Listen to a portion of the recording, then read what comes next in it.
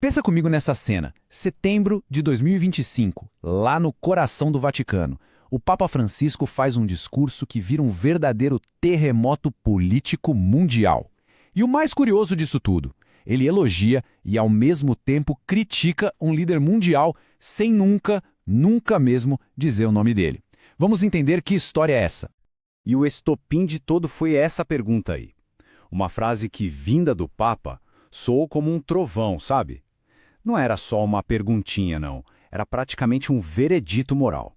E foi isso que acendeu a faísca para uma tempestade política que literalmente partiu uma nação no meio. Aí, claro, a mídia do mundo inteiro foi a loucura, né? Todo mundo tentando decifrar a mensagem. Mas, pra gente entender o tamanho do impacto, a gente precisa voltar um pouquinho. Voltar para a calmaria que veio logo antes da tempestade. Então vamos lá, a gente está agora dentro do Salão Paulo VI, no Vaticano. Um lugar imponente, sabe? O clima é super solene. O assunto da conferência era desigualdade global e a plateia, só gente graúda, as pessoas mais influentes do mundo. E a atmosfera era aquela que a gente já imagina, né? Bem formal, tudo muito respeitoso. O Papa estava falando ali sobre os temas de sempre dele: justiça social, fé, cuidar dos mais pobres. Parecia um roteiro bem conhecido. Até que, de repente, tudo mudou. E aí, com os 18 minutos de discurso, o Papa faz uma pausa. Um silêncio que, mudou completamente o clima da sala. Ele olhou para a plateia e começou a falar de um certo líder sul-americano. E o mais surpreendente é que ele começou elogiando. Reconheceu que esse líder teve um sucesso, inegável em tirar milhões da pobreza. Na hora, deu para sentir um certo alívio na plateia, sabe? Rolou até uns aplausos meio tímidos. Só que o Papa levantou a mão. Pediu silêncio. Ele ainda não tinha acabado. Aquele elogio, na verdade, era só o começo da história. O que vinha depois não era uma celebração, não. Era um questionamento moral e dos bem profundos. Aí o silêncio que caiu no salão foi pesado. A mensagem por trás da pergunta era muito clara e era devastadora. O Papa estava, na prática, questionando a base moral do legado inteiro daquele líder. E ele foi além, disse que a alma de uma nação adoece quando a mentira vira método. Pesado. Ele nunca disse o nome Lula, mas, vamos combinar, nem precisava, né? Todo o contexto, líder sul-americano, veio da pobreza, foi operário, enfrentou prisão, combateu a desigualdade, não tinha como confundir. Bom, a partir daí a reação foi imediata. Foi como uma onda de choque que começou ali naquele salão em Roma e se espalhou pelo mundo inteiro. A coisa toda aconteceu em cascata. Primeiro, o salão ficou dividido. Gente aplaudindo, gente em choque.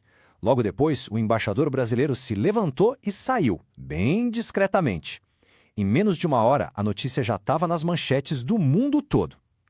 E no Brasil? Bom, no Brasil o discurso detonou as redes sociais e dividiu o país na mesma hora. De um lado, quem apoiava o líder dizia: isso é manipulação da mídia, o Papa nem citou nome. Já do outro lado, os críticos comemoraram: até o Papa está vendo a verdade, a Deus ele não engana.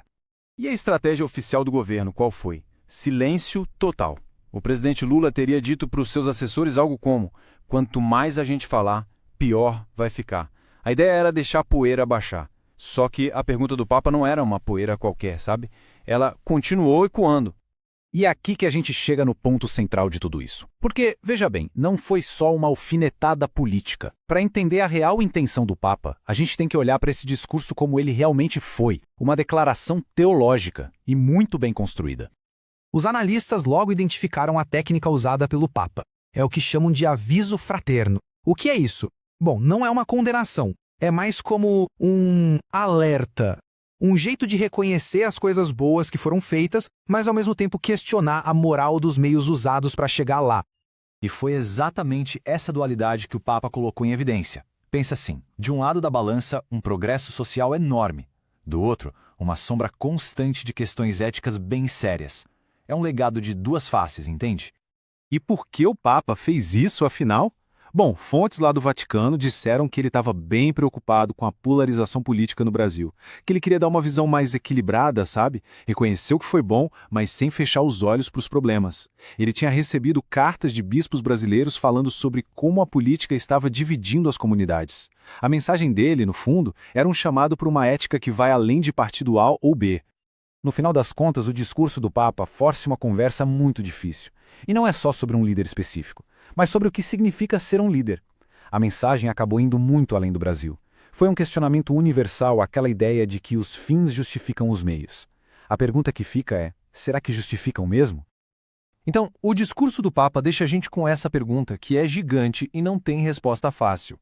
Uma nação precisa escolher entre ter progresso social e ter integridade moral? É uma reflexão poderosa sobre o que a gente valoriza nos nossos líderes e, no fim das contas, na nossa própria sociedade.